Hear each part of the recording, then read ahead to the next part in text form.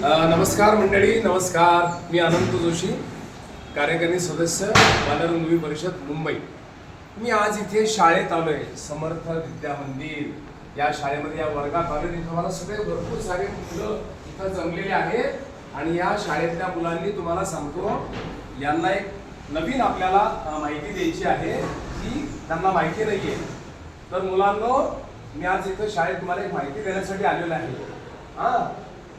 2 August 1959 साली, म्हणजे बरोबर त्या दिवशी रत्नाकर मतकरींनी लिहिलेलं आणि सुधा करमरकर यांनी दिग्दर्शित केलेलं मधुमंदिरे हे पहिलं बालनाट्य व्यावसायिक रंगभूमीवर आलं.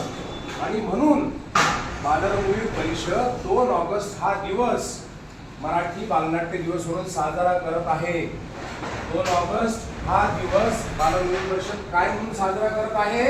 मराठी बालनाट्य दिवस. Very good. या दिवशी दरवर्षी आपण वेगवेगळ्या स्पर्धांमध्ये, जसं कथाकथन असेल, एकपात्री असेल, नाट्यछटा असतील, अशा स्पर्धांमध्ये आपण सहभाग नोंदवायचा आहे. संपूर्ण बाल प्रेक्षक, बाल कलाकार यांनी दरवर्षी 2 ऑगस्टला न चुकता या दिवशी आपल्याला सगळ्या स्पर्धांमध्ये सहभागी व्हायचं आहे. तर मुलांना पुन्हा एकदा मला सांगा, 2 ऑगस्ट हा दिवस आपण काय म्हणून साजरा करतो?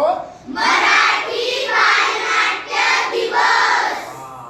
तर मी या मराठी बालनाट्य दिवसाच्या सर्व प्रेक्षकांना, सर्व पालकांना आणि तमाम रसिक प्रेक्षकांना बालरंगभूमी परिषदेतर्फे मराठी बालनाट्य दिवसाच्या लक्ष शुभेच्छा देतो. धन्यवाद.